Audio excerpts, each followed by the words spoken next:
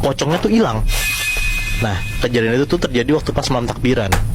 Dede nggak takut soalnya dia mikir kayak, kan gue keliling sama teman-teman gue rame gitu kan, jadi santai aja. Dan bahkan dia malah ketagihan tuh kalau beneran dia ngeliat setan, jadi mau nantangin beneran mau liat setan gitu. Udahlah, malam itu selesai. Besokannya mereka pada sholat itu. Terus biasalah setelah sholat id kan keliling desa tuh buat semacam silaturahmi gitu kan. Nah, karena Dede itu punya banyak keluarga di desa itu, akhirnya Dede tuh harus nganterin beberapa rumah sampai ke desa-desa ujung gitulah, karena harus nyamperin keluarga-keluarga yang jauh gitu kan.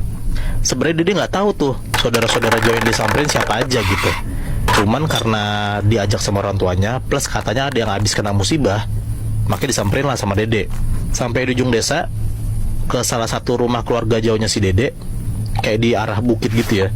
Rumah itu sederhana nggak gede-gede banget, tapi dalamnya tuh emang kayak rada labirin gitu, kayak masuknya tuh bingung gitu lah kata si Dede. Udah tuh Dede sama keluarganya masuk ke rumah itu, ngobrol-ngobrol, dan di sana katanya cuma ada kayak teteh-teteh satu orang doang, nggak tahu siapa. Dede nggak merhatiin lah soalnya. Nggak lama si Dede kebelet pipis. Dia izin lah nih sama si teteh-teteh ini, katanya kamar mandinya itu tuh di belakang rumah Nah, jadi kayak kepisah gitu lah. Yaudahlah, Dede jalan tuh pipis ke sana. Emang pada dasarnya si Dede ini emang orangnya kalau dikasih tahu batu ya, dia itu bukannya habis pipis langsung balik, tapi malah dia habis pipis malah ngiter-ngiter rumahnya itu malah ngeliat-liat rumah. Udah tuh dilihat pelan-pelan sampai akhirnya Dede nemu lah ada satu foto keluarga. Dede kaget banget di situ karena kata Dede satu foto keluarga.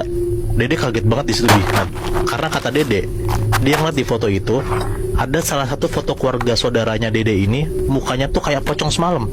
Wow, aneh banget kan?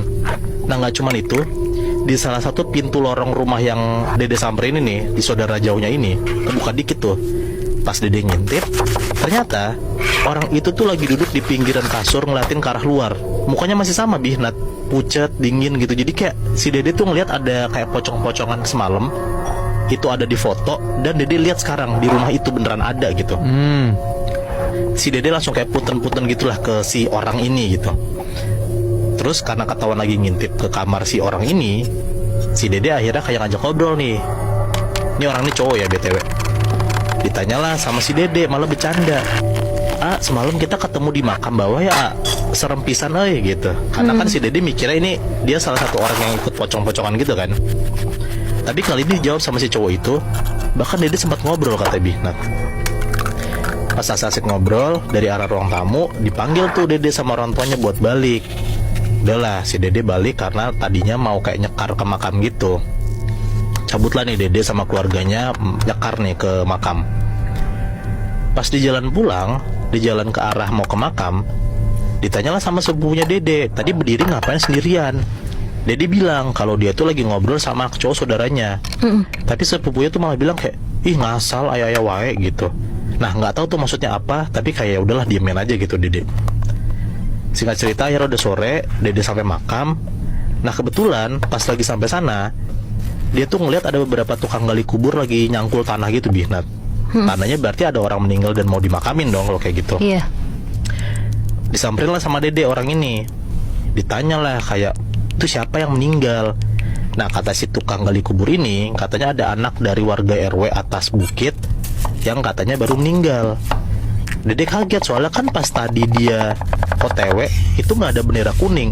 Berarti Dede sadar, oh mungkin ini 10-15 menit kemudian baru dikabarin kalau ada orang meninggal. Dan itu kebetulan